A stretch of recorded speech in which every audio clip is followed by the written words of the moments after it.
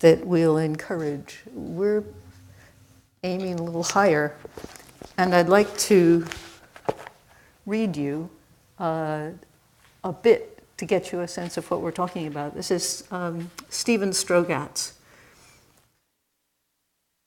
How exactly do coupled oscillators synchronize themselves, and under what conditions? When is sync impossible, and when is it inevitable? That, by the way, could be the whole purpose of doing intellectual work in itself. I've been fascinated by such questions for 20 years, but my interest in cycles goes back even further than that, to an epiphany I had as a freshman in high school. For one of the first experiments in Science 1, Mr. DiCurcio, and I like the way people remember the names of the teachers who were important to them. That should give you a nice warm feeling if you're going to be a teacher. Gave each of us a stopwatch and a little toy pendulum, a tricky gadget with an extensible arm that could be lengthened or shortened in discrete steps like one of those old telescopes you see in pirate movies. Our assignment was to clock the pendulum period and to figure out how its period depends on its length. Does a longer pendulum swing faster, slower, or stay the same? This is 8th grade science. We all had it. To find out, we set our pendulums to the shortest length, tuned its period, and plotted the result on a piece of graph paper.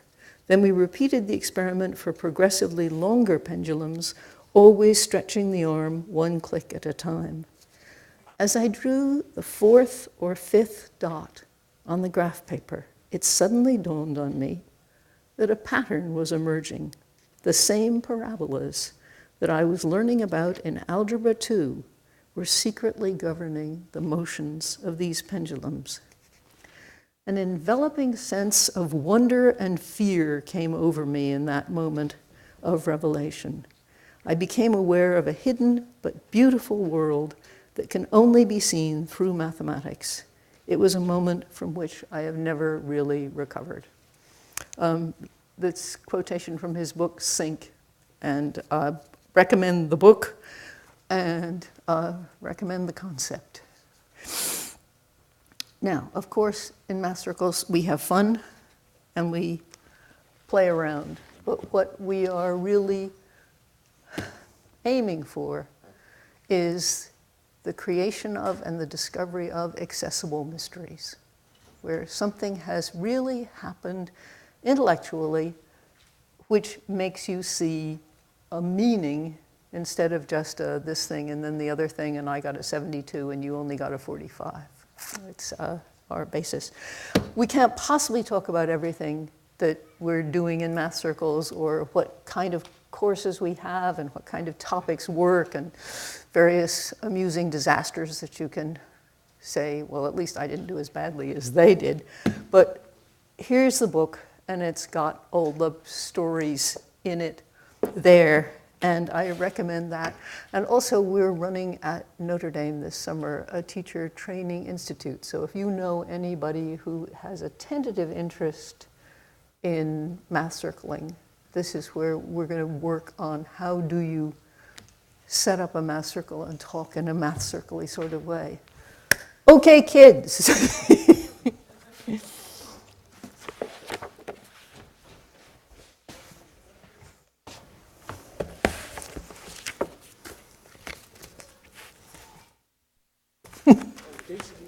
No, oh, dates. It's the Notre Dame event happens from July 5th until 5 and 7 is. Come on in. Down here? There's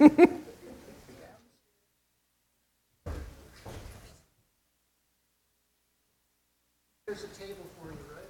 Big table, many chairs, grab a chair. Now, this is interesting. Number of people, number of chairs. Hey.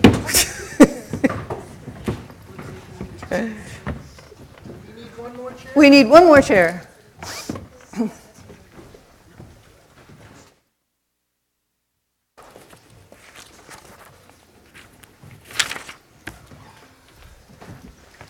it okay if we back this to the board? Not so great, because we're going to be using the board, so why don't you just put it there. Can you squish? Super.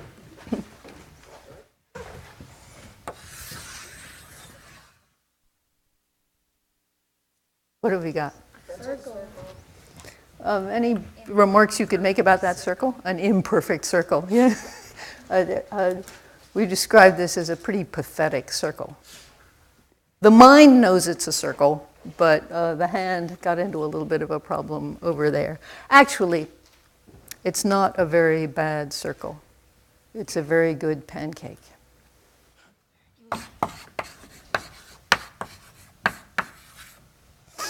And what we're going to be doing is slicing pancakes.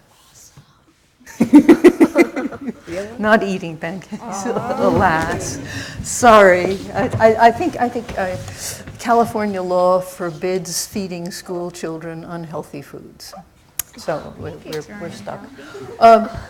If I took a knife and did one slice, how many pieces would I get? Hard question, yeah, Paul. 2. Do we agree? Yeah. Not something we could have a discussion about? No. Well, what about crumbs? Are we going to care about crumbs? No. Crumbs don't count. They're too small. Good idea. Good idea. So I do one slice, Yep. and I get 2. 2 pieces. This is very hard. Extremely challenging. I do another slice. What do you say? 4 pieces? Can I draw this slice? I mean, instead of right across horizontally, I drew this one vertically. But do I have to draw this one horizontally? No, Any old way? It could be 3 or 4 pieces. No, I know another way that it can be. It can It can be 3. It can be It 3. could be 3. How could it be 3? You just draw another one horizontally. vertically. Vertically. Oh, and draw another one vertically. Okay, so we need to make a decision. Are we looking for getting the most possible pieces or the fewest possible pieces? Fewest. Most. Fewest. Most. I'm going for most. Yeah, I think, because fewest, you know what we could really do? What is the totally fewest number of pieces that 0. we could do? Oh, well, that's no slices at all. Yeah. But I want to make 96 slices, and I want to get the fewest possible pieces out of it. What should I do? 96 divided by 2? 96 divided by 2. What's... 48. I get 48 pieces, you think? No. It would be 1 slice. If I get 2. Me too. I think 2 is the fewest. Yes. Here I am with my knife. Where do I go with it? It's already on. It's already on. Oh, yeah. If I just did 96 slices Yeah. like this, we have very simply solved what becomes a very boring problem. Like, oh, 96 slices, that's nothing. Why don't we do 475 slices? So let's say we're going for most slices.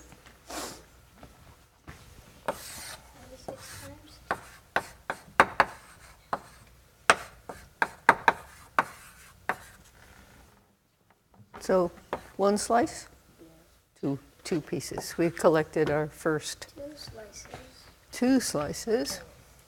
I made a formula. Hmm? I made a formula. You got a formula? Yeah. For each slice you make, there are double the amount of pieces. For each slice you make, you get double the amount of pieces. Yeah. Okay, so if I put in, is this going to 2 work? slices, No, you can- and there's 4 pieces. Another formula is 2 to the exponent of the number of slices equals the number of pieces.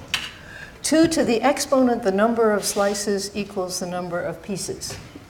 So can I call the number of slices S, because writing number of slices is a bit, so 2 to the S Power. equals number of pieces? Mm-hmm. And let's go on. We need to verify it and prove it and see what's happening. Okay, Yeah, make another that- slice. Make another slice seems a good plan. Let's make another slice.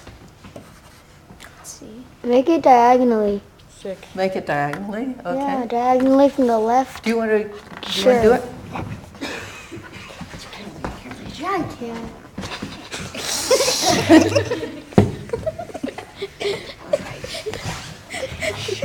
How many pieces? 6. How's our theorem?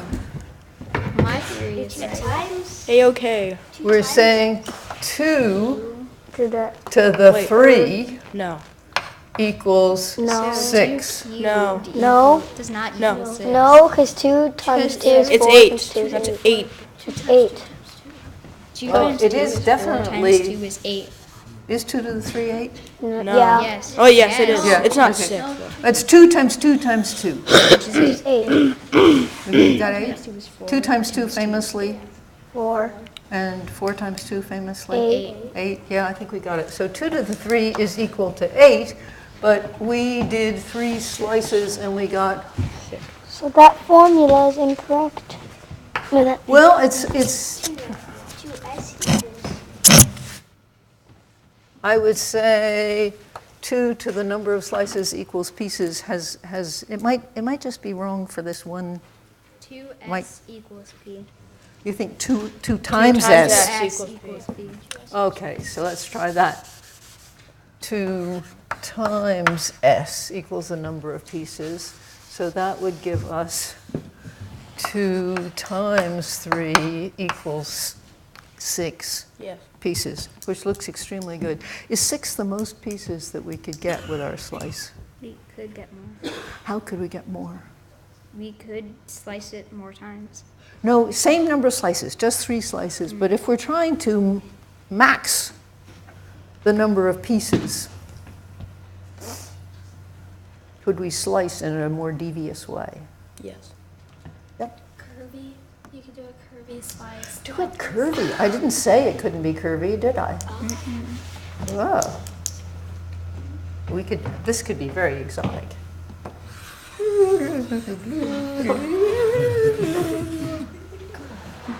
Not the way you normally use the word slice. But it could give you lots and lots of. go like that. But it definitely raises the idea that there are more interesting things we could do. A hand. Good. 3 fingers. So we now got choices. I'm tempted to outlaw curvy slices because they're going to be very hard to keep track of. That would be, but they're fun to do. And I don't know if you can do it on a pancake. We could have a science class. We could get a pancake and we could see if it works. You can do that. Okay, we had gotten happily six. this far. No, then I don't We have got another. Then we have another one. But we're trying to get the most possible pieces without curving. without curving.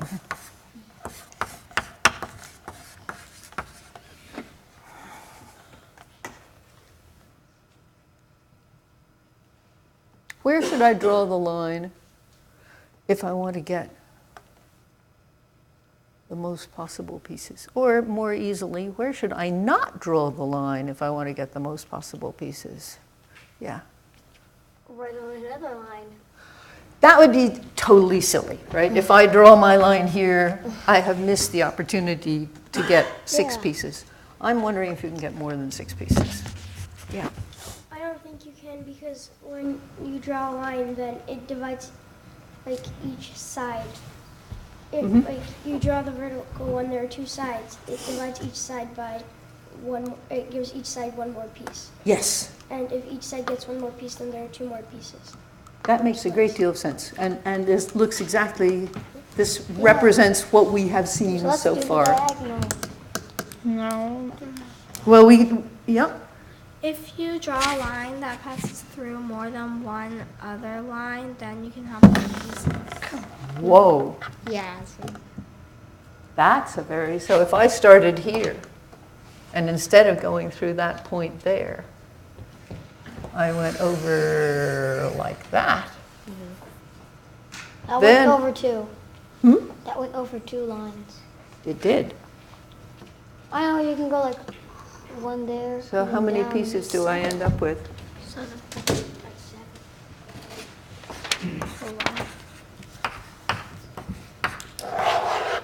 Hey. Could we, Count that little. could we do any more than that? Could we cross any more lines with our new line?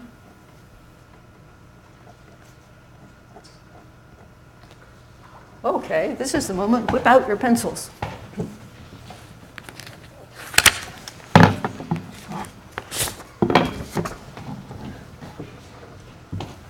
You did come with pencils, yes? No.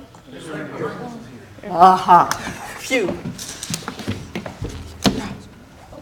The requirements for math are paper, pencils, and coffee. You can slither around because we can just. Here, Bobby. Do you want to Bobby trade. pull up to the? I need one. Thank you. Right. Good.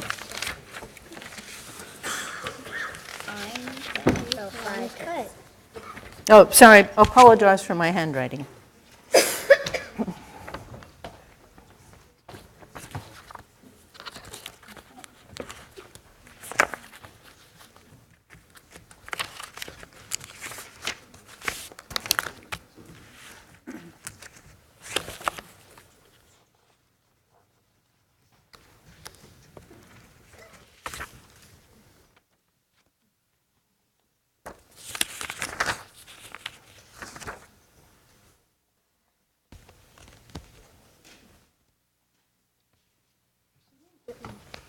She didn't get one.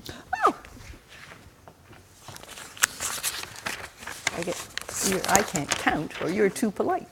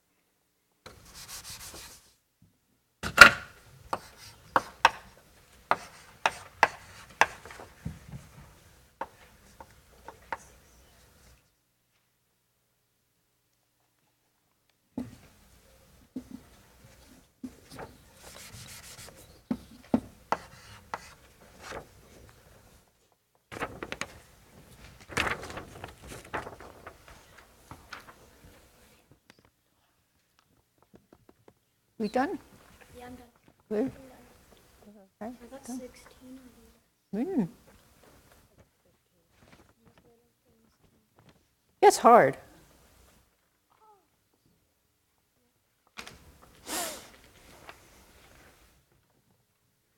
What did people get for 4 slices? 10. Okay, now here we can get a nice argument. If you got 10 and he got 11, did anybody else get 11? Can you look at yours and see, was there an opportunity that you missed? Yeah. Yeah, that would be super.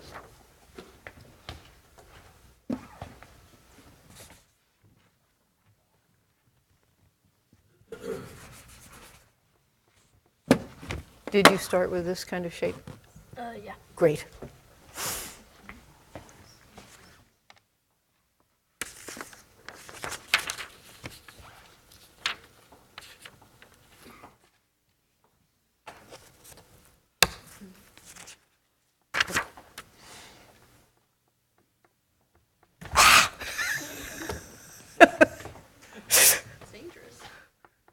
The high-tech world. Got 11 for 4? Notice this little teensy one in there? That's being very careful to make sure that when you draw your next line. So have we got a general rule for maximizing the number of pieces? Yeah. You want to go through as many lines as you can. You want to go through as many lines as you can, where as many lines as you can is what? Yeah, you take every slice you've already made, and you've got to make sure you cross every slice you've already made. Okay, how about 5 slices? What you got? 15. 15? Any improvement on 15? Yeah. 16? You got 16? Anybody get anything bigger than 16? I got 18. 18. Okay, so we go 15, 16, 18.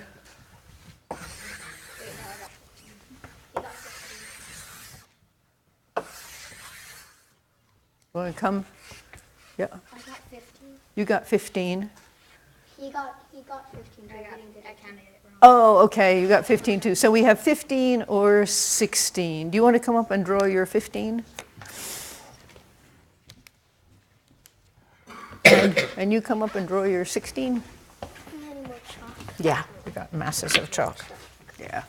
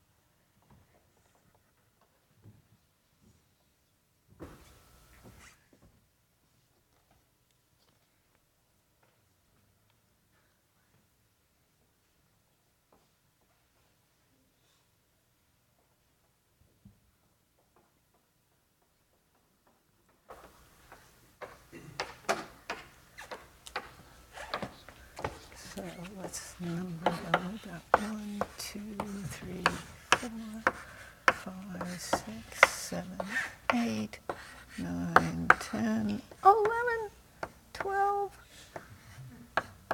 13, yes? I think that's one. And you think there's one there? Yeah. Okay, we'll just get a little wiggle. Oh, I see. I didn't go through. Yeah, see, these two guys don't cross each other, do they? Yeah, this guy and that guy. That one. Yeah. Why don't I you? got 14 on my second one. Let's take this out, Oh, I'm just counting. So that one. and then you can get that. Yeah, that's what you're looking for. Yeah, I got Excellent. 16. I got 16. You got 16?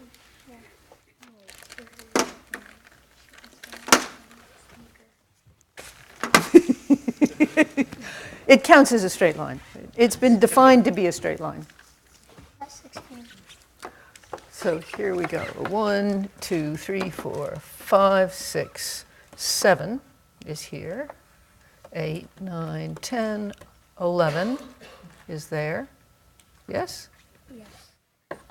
12 is there. 13 is there. 14 is there. I got 16. You got 6. In between 11 and 14. Yeah. No, that's 13. No, below that. Right, no. Oh, up there. We need a guy up there, you say? Yeah, and also right here. Yes. I don't even know if that one's. Well, It's not one. I don't think that one would be one because I think this would be 15. okay, that's 15, and then this guy up here? Because see, you don't want to go through the If this one went intersection. like that. Yeah, so we'll just, the advantage of fat chalk. We'll just get that one to come over there, and that's a teeny little hole in there. That's 16. Who's 16? And you got 16. Any advance on 16? Yeah, I think 16 is what we end up with, which is pretty impressive. Turn your paper over, draw yourself a gigantic pancake, and try for 6 slices.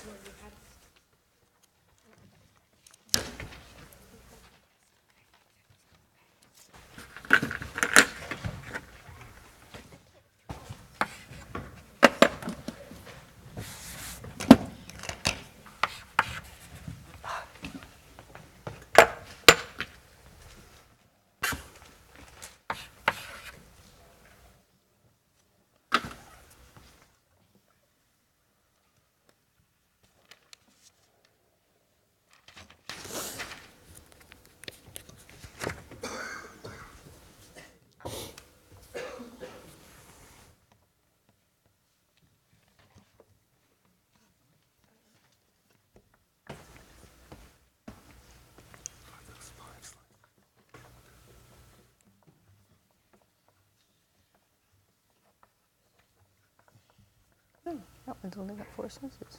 No, 5. 1, 2, 3, 4, 5.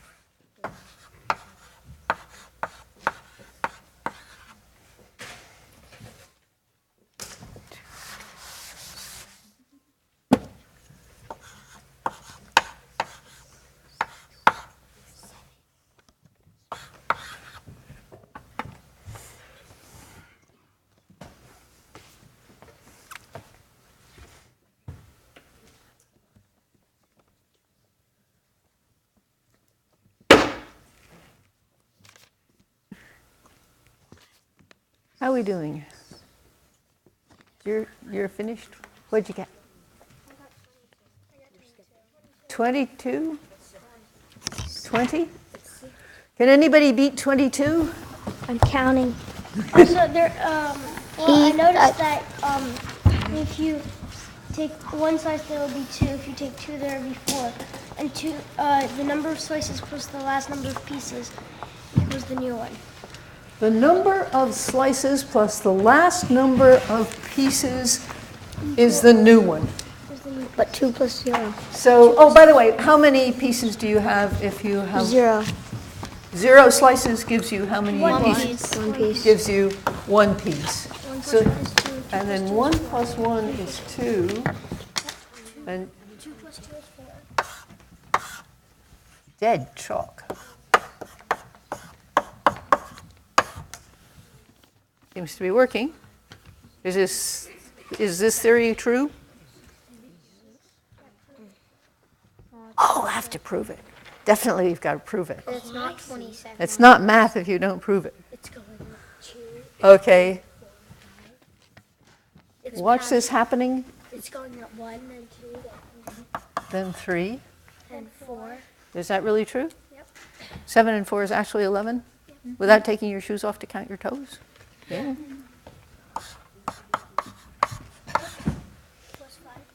Plus 5?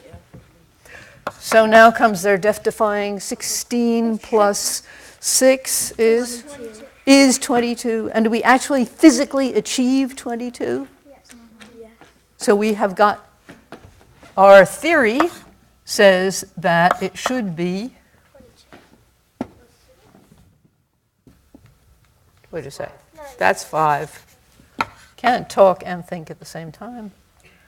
That's 6. And our theory was that it would be 22, and we actually got 22, and I think that's excellent. This is, so if somebody asked you to, how many if you did 98 slices? I thought it was 96 slices. You'd groan, and you'd say, this is going to take a while, and then you run around and hide and just say, yes, I actually cut it up, and I cut it up, and that's how many gazillion slices that I got. Question: why does it do this? We know that it does it, but there must be a reason for it behind it. Do you guys ever play What Is My Rule? No. Excellent game. Or function machines? No. Okay, Oh, it's weird. something really nice. Here's a machine. No, here's a piece of chalk that doesn't work. And it has an input and an output. And if you were drawing this machine, you could make it a much more complicated machine with wheels and spigots and handles and things. So you can turn it into a real art form. And I am thinking of a rule. And I'm not going to tell you what the rule is. You give me inputs, I'll give you outputs, and then you guess what I've been doing to things. Okay? Yeah?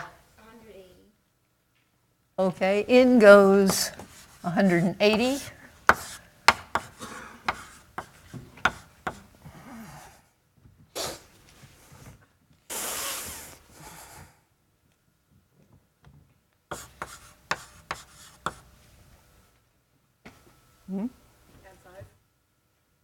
Could well be add 5. Do you want to test that it's add 5? No. It's much more complicated. Yeah, I think that's a good idea, because sometimes, like multiplying by something and adding something could look as if they were the same. So let's put in another something. 42. Now I think comes the moment of truth. So what was I doing? I was adding 5. That was, yeah. Shall I make a slightly more complicated machine? Yeah. If it's going to be more complicated, you have to put smaller things in.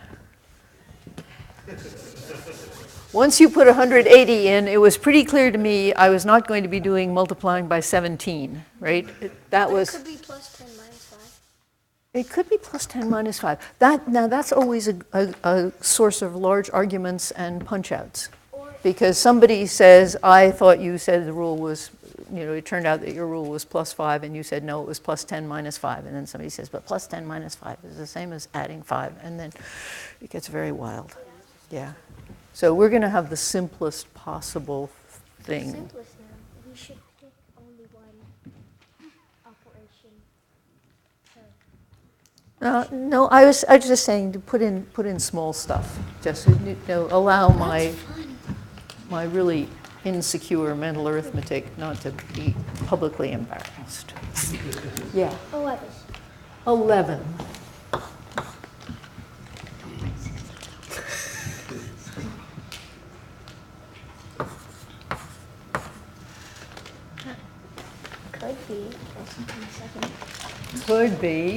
Could be plus how much?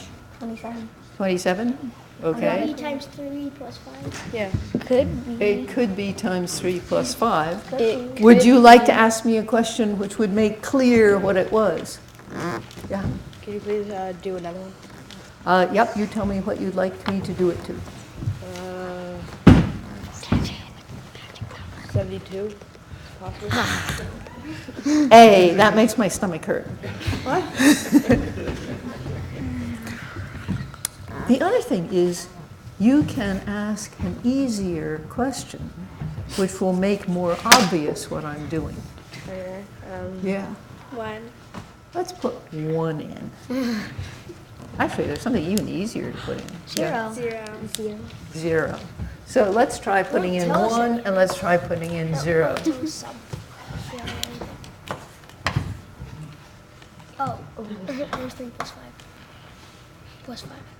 Times 3 Times 3 plus times 5. Times 3 plus 5. It is now just sort of sitting there. No hope that it could be anything else. And you catch it. The power of 0 and 1. Actually, most of the times when you play this game, people are thinking, I will make it really hard for the person who's running the machine. And so you say, I would like you to do 173.429. And then that's really awful. So it's a social victory, but it's a mathematical failure. So I'm looking for what machine does this. You input 0 and you output 1. Plus 1. That could be it's a plus 1 Or machine. times anything plus 1. You think it's going to be a times something and plus 1. Yeah. So, rule. Possibilities. It Times is 2 plus 1. times something plus 1. That works for, 4 it doesn't work. oh, it doesn't work for 2, 4. It doesn't Yeah. work for 2, 4. Does it work for 1, 2? Yeah. Times 1 plus 1. Times 1 plus 1. Okay. Then 2 times something plus 1 equals 4. No, because you can't do How do we do that? 2 times question mark equals. plus 1 equals 4. That should do like 2 times. So what's 2? 1.5. Yes. What if 2 times question mark plus 1 is 4? What's 2 times question mark? 3. Yeah, right? Because you add 1 to it, you get 4. It had better be 3. This looks rather scary, but actually the same things that are usually true are still true.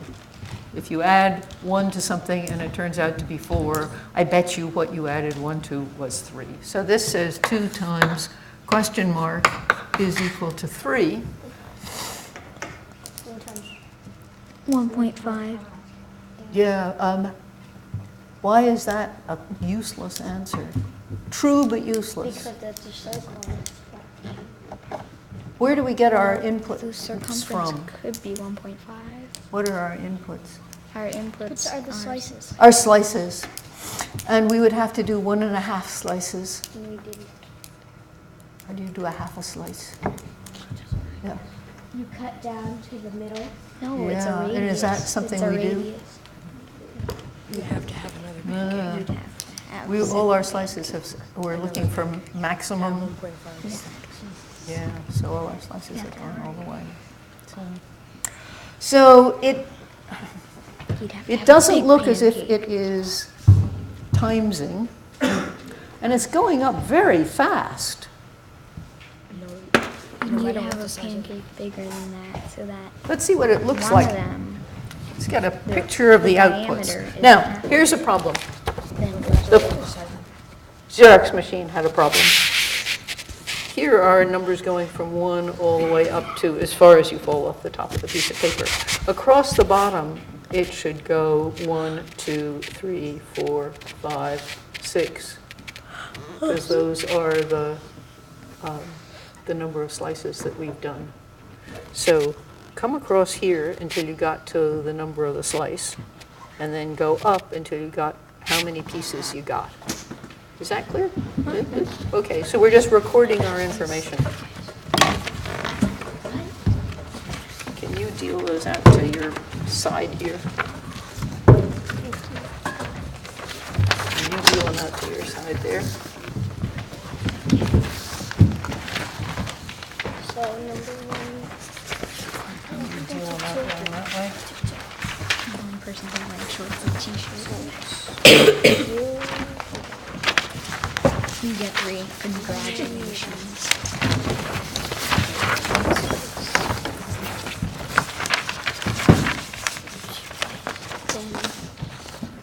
Excuse me, there are 2 extras. That's fine. We can save them for emergencies.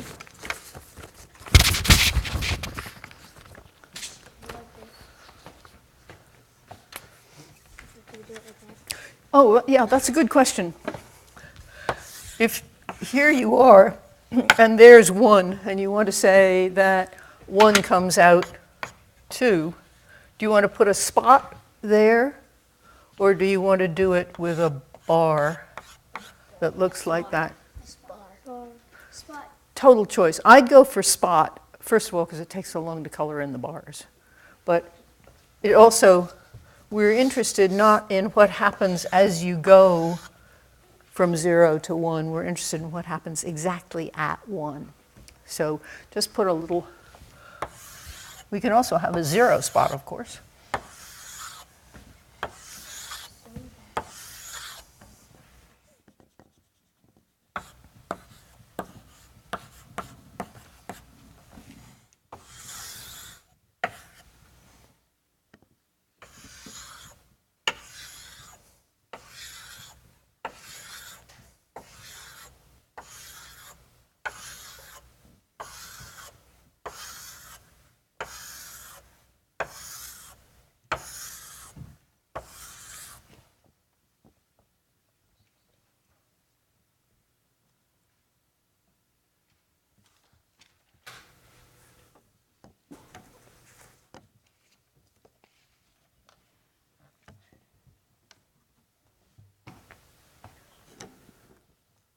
Got all your spots?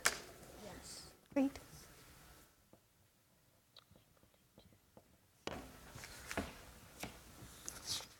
After you got your 6 spots, you might want to just by your brain put in what 7 spots would be. So if we know 6 gives you a 22, what would a 7 give you?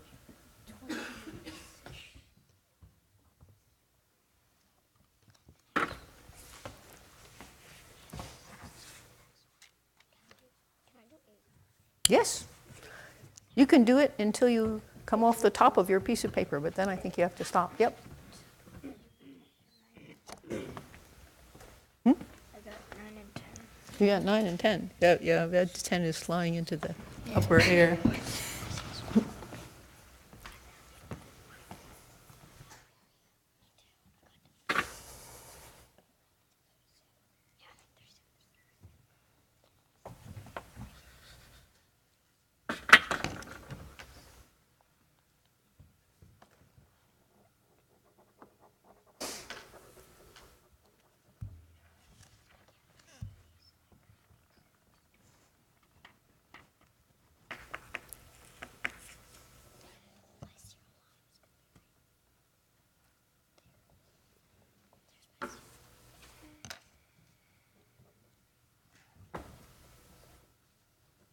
Okay, look at what's happening. If we just had 0 is 1 and 1 is 2, we could say that to get from 1 to the next, what does the machine do? It adds 1. And so you say, ha, I know what it is. It's a +1 machine. No, it's not, because when you put in a 2, what comes out? It comes out a 4. And you say, aha, I know what happens if a 1 is a 2 and a 2 is a 4. What kind of machine is it? A times 2 machine. And you say, got it, it's a times 2 machine. But then if 3 is 7.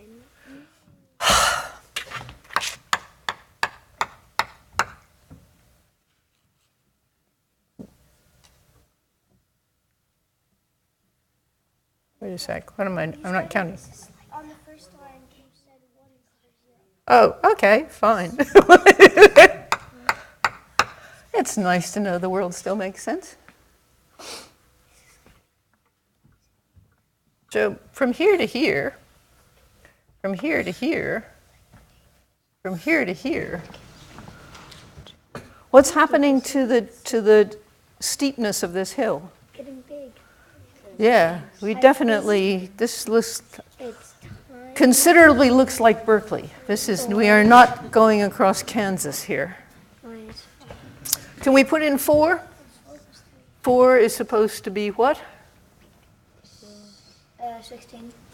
11. 11. So here we are. 4, 0, 1, 2, 3, 4, 5, 6, 7, 8, 9, 10, 11. Now, this is clearly not a add the same thing every time machine. No, it's not times something. And it's not times the same thing every time machine. And it's not times minus. Yeah, one of the things that's nice is this whole story is going to be pluses. Yeah. I think it's going to be plus 1 more than you did last time. It is. That's. But the question is, how can we say that as a rule?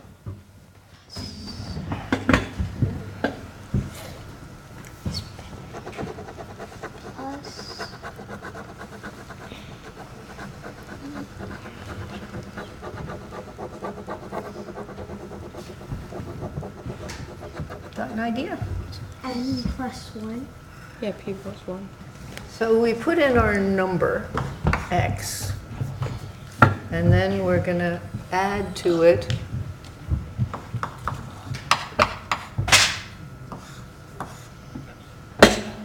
where n is the number of the term, right? The first term is whatever the first.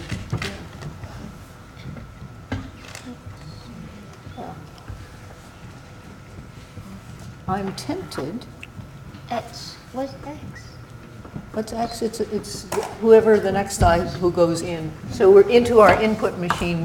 We're throwing a number.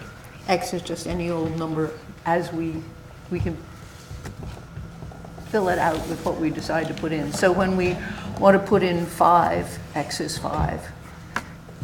And we say, if x is 5, what comes out?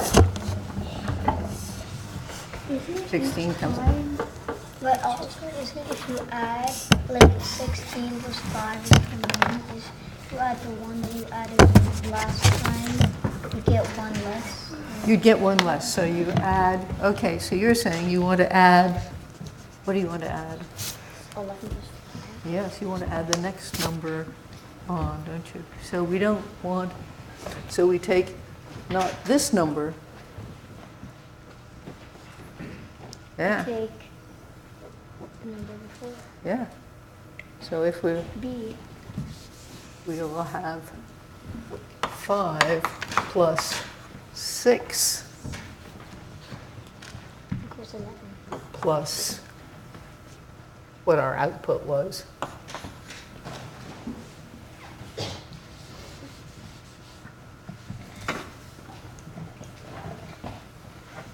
Ever seen a picture of a graph that looked like that? Oh, yeah. It's called a graph because it's on graph paper.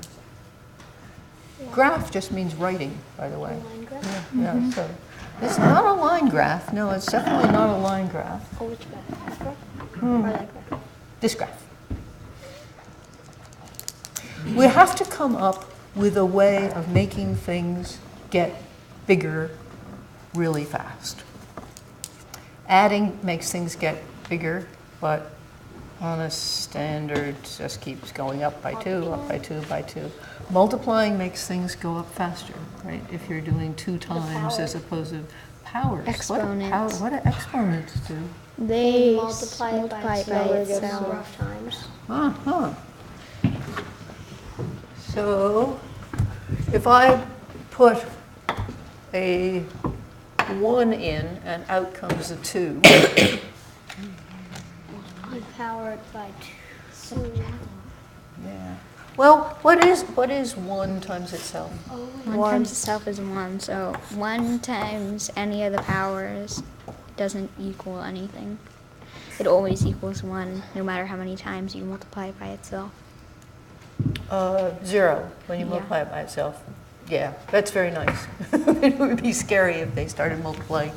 1 times 1? 1. Okay. 2 times 2? 4. 3 times 3 9. times 3. 27. Yeah. 4 times 4 times 4 times 4. 6. 216. I'll believe you. 5 times 5 times 5 times 5 times 5. 5 times 5 is 25. 25. 25 times 25 is like 5,000. 625, yes? Okay. 500. 5 5s are 25, but carry the 2. carry the 2. 5 2s are 10. 12. 5, 6. 31, 3,120. Okay. Is this what we're getting? No. Powering it by itself is definitely too big. Well, that's good because all our other stuff was too small. So we're somewhere in between powering it by itself and multiplying. And we've got, of all the things that we can do, all the arithmetics, we can add, we can subtract, we can multiply, we can raise to powers. How about subtraction? Is this going to be involved in our story? Negative subtraction. Negative subtraction. Negative subtraction is known to its friends as what? Addition. Addition. And addition is definitely likely to be involved in this, and multiplication is very likely to be involved in this, and powers is very likely to be involved in this. Okay, guys, we're done for time, but we still haven't solved our problem. Do you know the answer? Actually, I do, but that's the least important thing. Because, this is like, here you ask a really interesting question and you're figuring it out and you're thinking about it and someone says, oh yeah, 7. No, That's not exciting, but figuring out is exciting.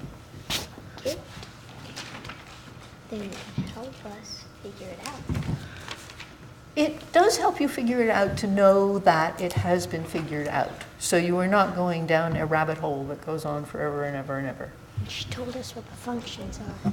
Yeah, so here we are playing function machines, and this pancake has just presented you with a secret function, which we haven't figured out.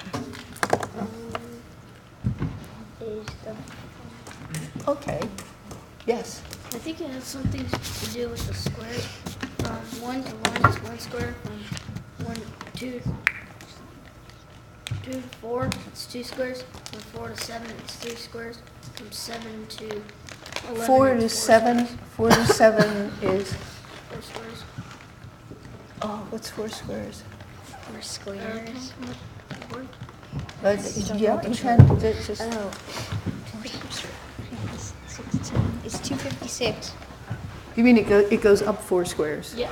Yeah, that's this information here, which is the most important information. That's the really crucial thing to be looking at. Okay, guys, keep your papers and think some more about this. And if you come up with any ideas, you can email me.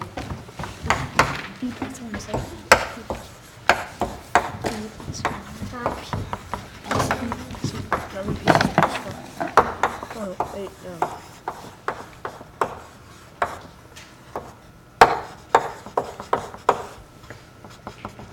Is that Harvard or Harvard? Harvard. Vard. Harvard.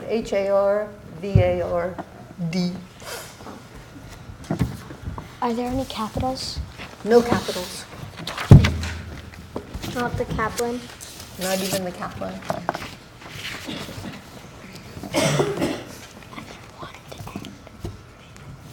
Is there a period in between the Harvard and that? Yes. They all know that your name is Ellen. Oh, gosh, did you know my name was Ellen? Nope. Yeah. Yeah, it's on your name. Oh yeah, I'd forgotten what my name dot was. what is that, edu? So, Kaplan at math.harvard.edu, and I look forward to hearing from you. This was a great deal of fun. I really like this a lot. And thank you. And can you process yourselves out with your stuff?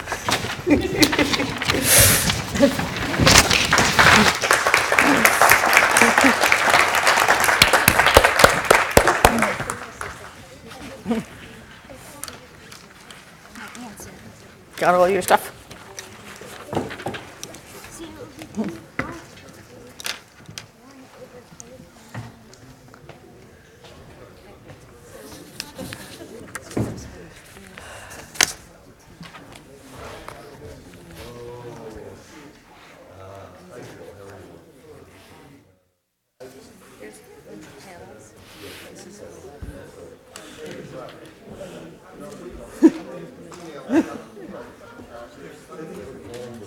Any questions at all?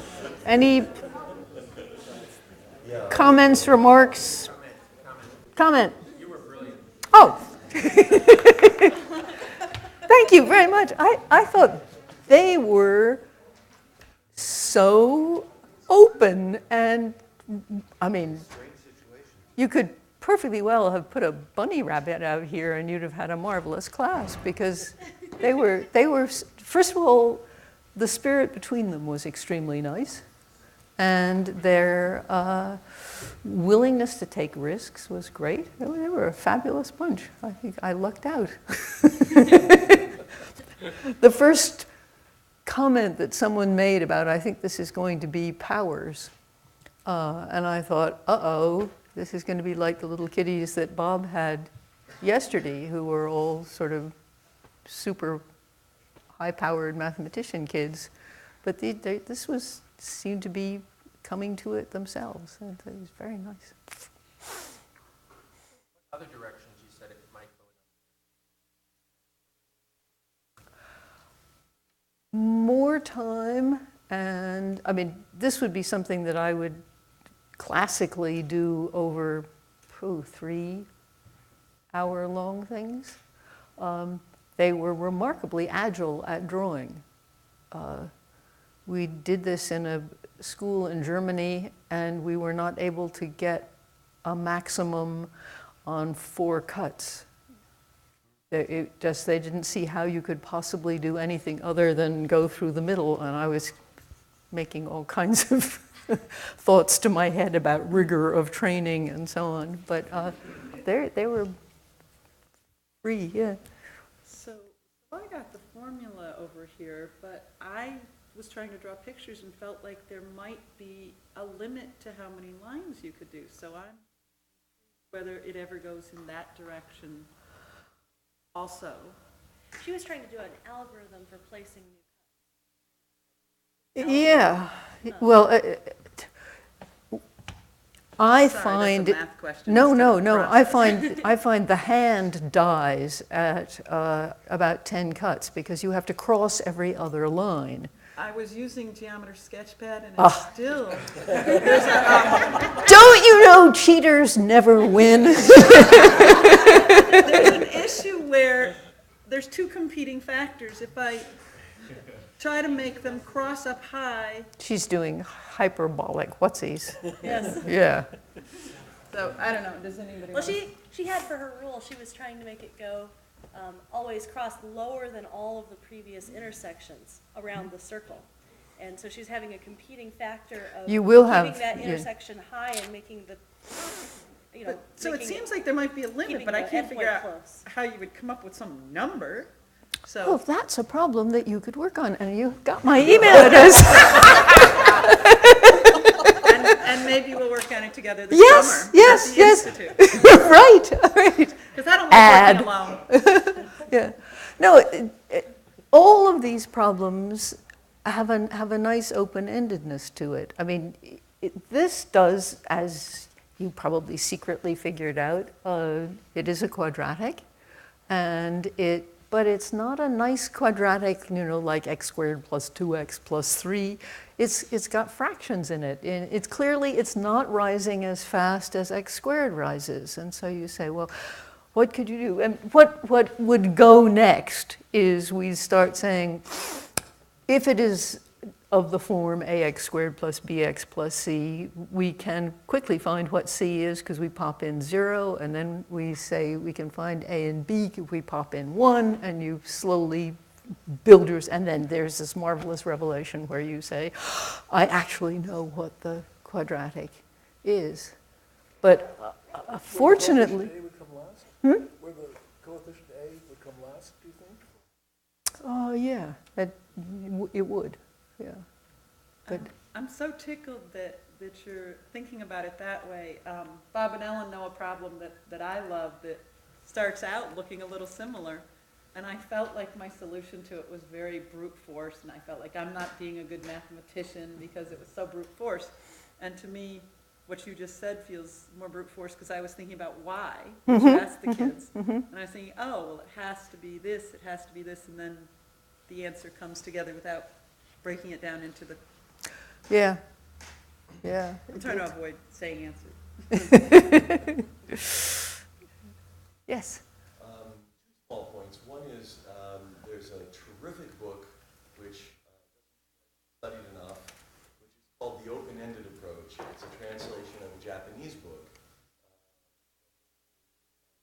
Translation is by Jerry Becker.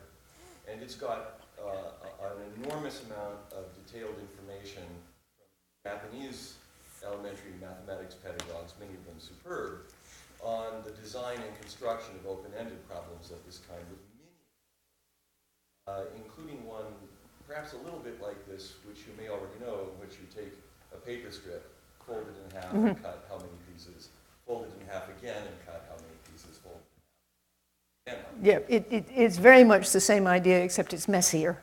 Oh, well, more fun for that reason. It's very much like cutting those things up and counting the pieces. And, you need very thin paper in the end to fold it up. Cut it still, so I use... They have thinner paper in Japan, so that... Well, actually, I like this tissue paper for wrapping gifts, right? And that stuff's thin enough, so you can do like 6 in the end. Yeah. Sturdy pair of scissors. Yeah. But there are a lot of beautiful examples of that kind in the book. And more generally, there's wonderful descriptions of principles for constructing open-ended problems. So I strongly... Well, it's called The Open-Ended Approach, and I believe the translator by which it will be identified is Gary Becker. yeah. Are there any problems that aren't open-ended?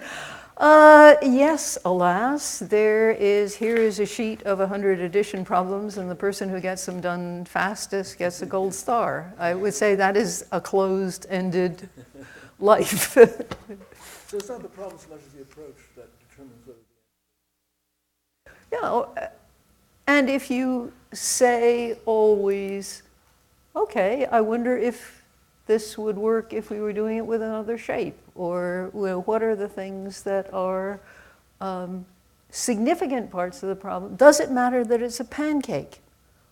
We had a very long conversation at one point that pancake was the ideal thing because thanks to the egg, it doesn't crumble. So you can do clean cuts, and so that's why they must have come up with pancakes. Now, that was a 5-minute conversation, and the lovely thing was it brought a lot of people into the conversation who hadn't said anything before. They were not sure that they could talk about functions, but they knew they certainly could talk about pancakes, having eaten many in their life, which is... Once when we did this problem with a group, someone said, what if regular shape is almost all pancake? Is there ever a way of knowing that you've cut it in half? That whole non-constructive approach to the line out here before the cut, the line down here after the cut, there must have been some way, some position where it's cut exactly in half. Is that satisfactory? And that whole open engine in so many directions. Well, I think, oh, no, yes? You can talk about the least number of slices.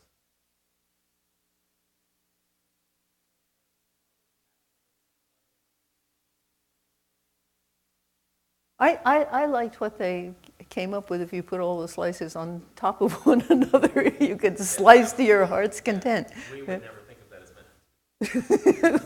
men. or eaters of pancakes. Well, I think we are practically 11 o'clock, so we should stop here.